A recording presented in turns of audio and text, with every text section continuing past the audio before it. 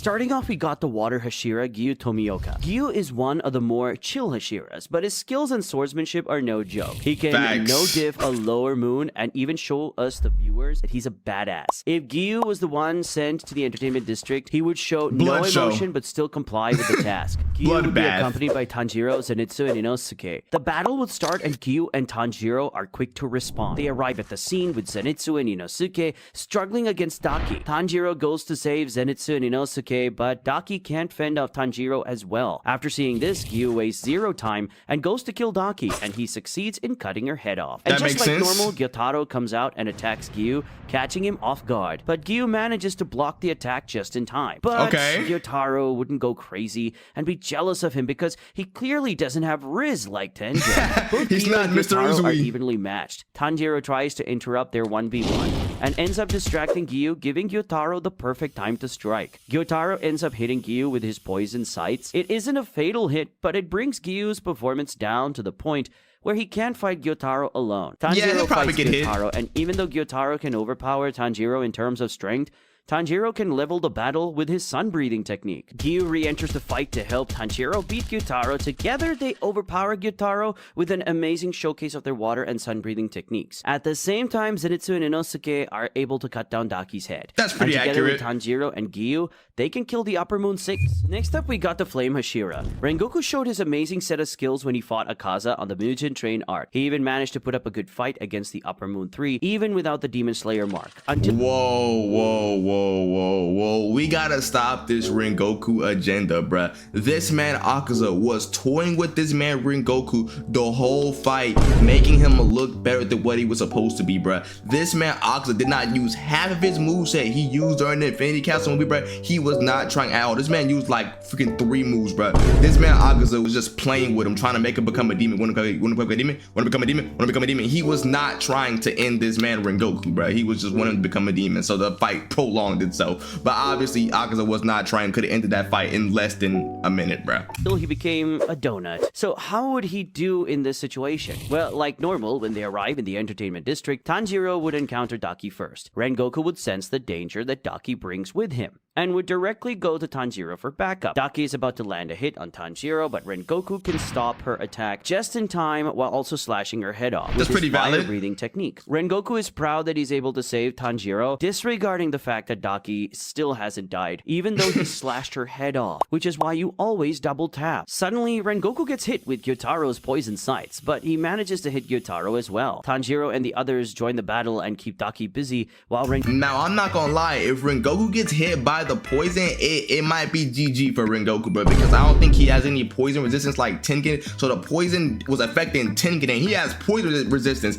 So if it's Rengoku, bruh, I gotta lie, he might be cooked, gang. No, he's not might. He's cooked, gang. He's cooked. Goku and Gyutaro square off. As the fight goes on, they would still be able to defeat the 2 Upper Moons, but this time, Tanjiro probably wouldn't awaken his Demon Slayer mark, as the fight would be easier, seeing as Rengoku is stronger than Tengen. Next. Whoa, you lost me, bro. You lost. Y'all probably be like, what? You think Tengen is stronger than Rengoku? Yes, Tengen is stronger than Rengoku, but let me explain why. This man Tengen was going toe-to-toe with Upper Moon 6, but Rengoku, he was fighting Upper Moon 3 and he was out here soloing. Rengoku is a fraud. He was fighting a non-trying Akaza and got no dipped, bro. It was bad, bro. So technically, this man Rengoku doesn't really have any feats because Rengoku was getting his ass beat by Akaza while he wasn't trying. So therefore, he's the last because he doesn't have anything to show for his Hashira skills. So yes, Tengen is stronger than Rengoku. So I don't agree with that. But and also, he wouldn't beat Gyutaro either. Gyutaro would get in his draws, bro. I'm not gonna lie. Next up is the Wind Hashira. Sanemi hates demons.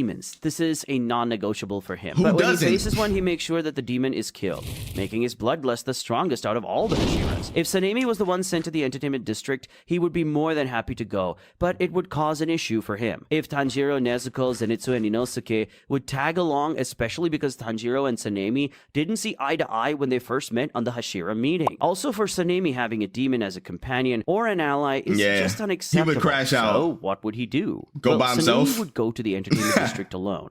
He would wait for the perfect time to get the chance to meet Daki and execute her as quickly as he could. When Sanemi finally gets the chance, he goes for the kill immediately, just like how it happened in the original story. However, Sanemi is confused as to why she still hasn't died yet and would try to cut her again, but then is stopped by Gyotaro, the other upper rank 6 demon, which which surprises him. This is where the story changes from the original timeline. Sanemi is clearly stronger than Tengen in terms of combat skill. That's facts. After exchanging blows with Gyutaro, he realizes that he needs to cut both Gyutaro and Daki's heads in order to beat them, and decides to go all out on them, not because he's struggling, but because he finds it fun and challenging to have to kill two demons at once, proving once and for all that he's a total maniac. In the end, Sanemi defeats the two upper-ranked demons by showcasing the 9 forms of his wind-breathing technique. He cuts off both their heads, killing them both in the process. But what's interesting here is that Sanemi would be so overconfident that he might die because of Gyutaro's poison, as Nezuko isn't there to heal him. The demons might have lost 2 upper moons,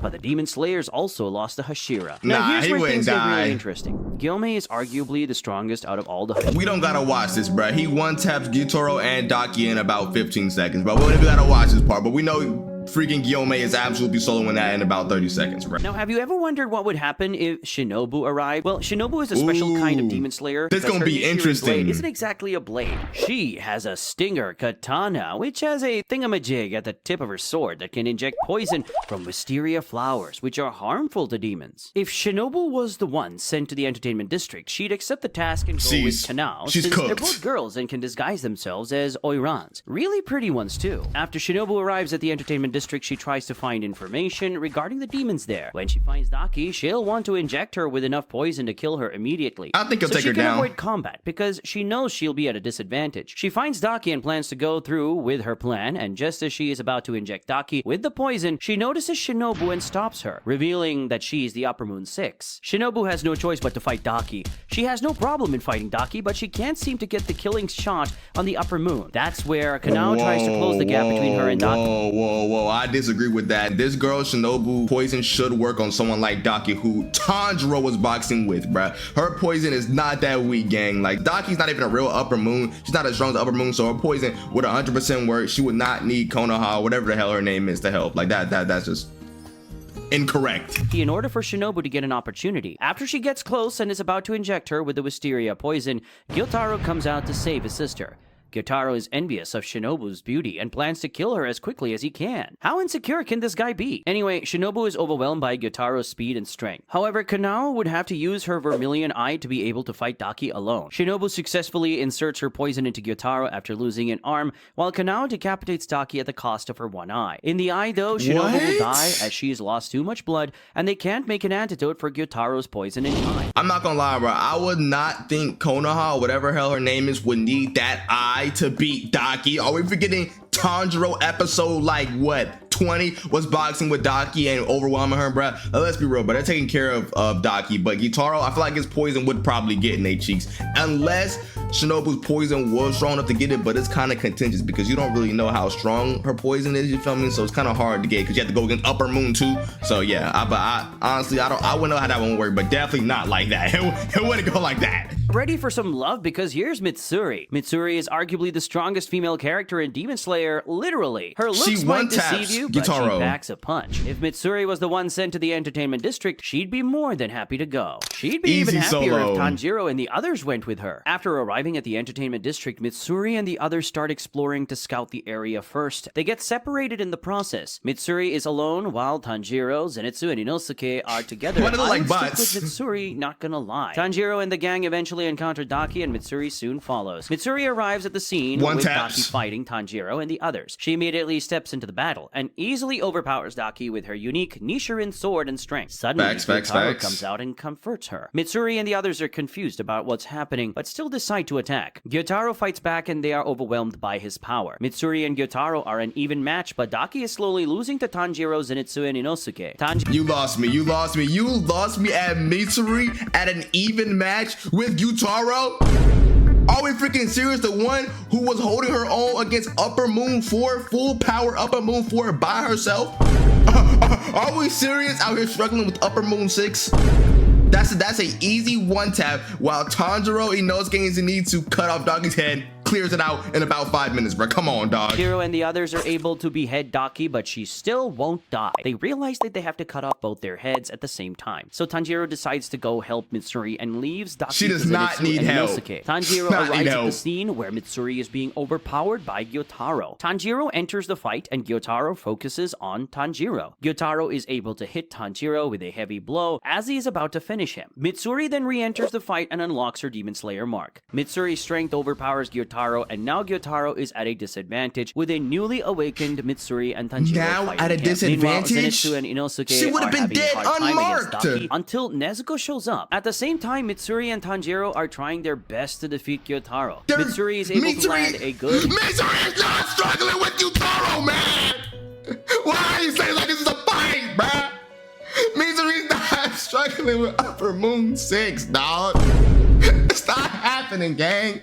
What am I watching? Hit on Gyutaro as Tanjiro is able to slice off his head. So far, only 2 Hashiras have fallen to the Upper Moon duo. So how would Muichiro do? Muichiro is an easy airhead, clear, but his status as a Hashira makes his presence known to everyone. And even though he's the youngest of the Hashiras, he clearly showed that he can carry his weight when he fought Gyoko, the Upper Moon 5. When he receives the order to exterminate a demon in the entertainment district, Tanjiro and the others won't be accompanying him because he wouldn't ask for it. And they didn't really get along during the Hashira meeting. Muichiro was just staring into the air the whole time too. After Muichiro arrives at the entertainment district, Muichiro blends into the crowd, and because he has a neutral appearance, he can be mistaken for either a boy or a girl sometimes. This gives him the advantage because Daki won't see him coming. After Muichiro gets the chance to get to Daki, he tries to execute her right away. Daki fights back, but Muichiro quickly counters and cuts her head off. Gyotaro senses that Muichiro is a threat and decides to come out to help his sister. Muichiro is surprised that there are 2 demons that have the Upper Moon 6 title, but it doesn't faze him. So how would he do in a fight? Well, Muichiro continues the attack, hoping to also kill Gyotaro quickly, but Gyotaro blocks his attack like it's nothing, showing that his strength is way better than Daki's. Muichiro plans to take the fight seriously and go all out because he's at the numbers disadvantage. Daki and Gyotaro both go at Muichiro, and he can't do anything but defend. Muichiro also can't unlock his Demon Slayer mark because he isn't fulfilling one of the conditions, which is to have been in contact with a marked user, which was supposed to be Tanjiro. So what happens next? Muichiro is hit badly and is poisoned, but he isn't stopping. He manages to counterattack and hit Daki, slicing her head off. Gyutaro tries to land another hit, but he's able to slice off Gyotaro's head. However, Daki is back again. It became a battle of attrition, but as you expected, if Muichiro doesn't unlock his Demon Slayer mark, he would lose, as the 2 would be able to stop him from taking off both their heads at the same time.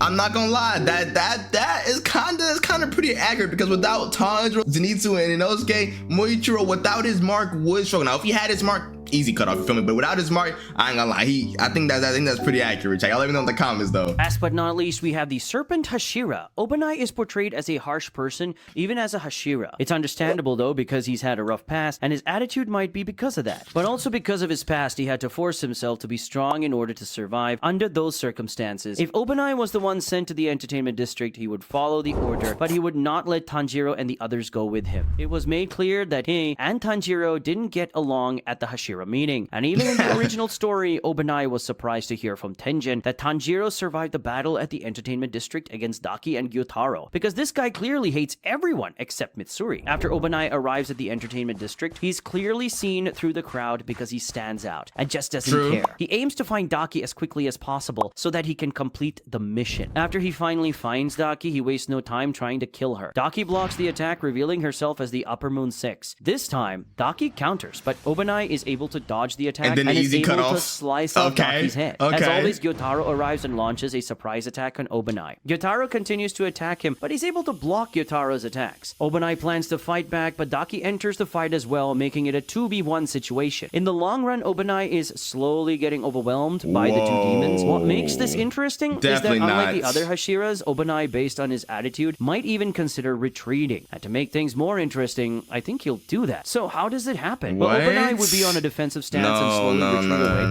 No. Obanai would box with Gyutaro and Daki for a few. Once he cuts off Daki, he's gonna figure out like, okay, I gotta cut both of their heads off. and then he's going to cut both of them in one strike, bro. We're talking about Obadiah here, the third strongest Hashira. And I know he doesn't have his mark, but still, bro, he should still be able to get these two unmarked. From the entertainment district. He would target the demon's limbs to immobilize them and use every means necessary to make an escape. There's a 50-50 chance that he'll succeed, seeing as the upper moons do have some insane regeneration. Before you leave, Hey, click the bro, video. I'm not gonna lie, bro. Y'all let me know what y'all think about this, but there was some pretty heavy misses in this one, chat. I'm not gonna lie, bro.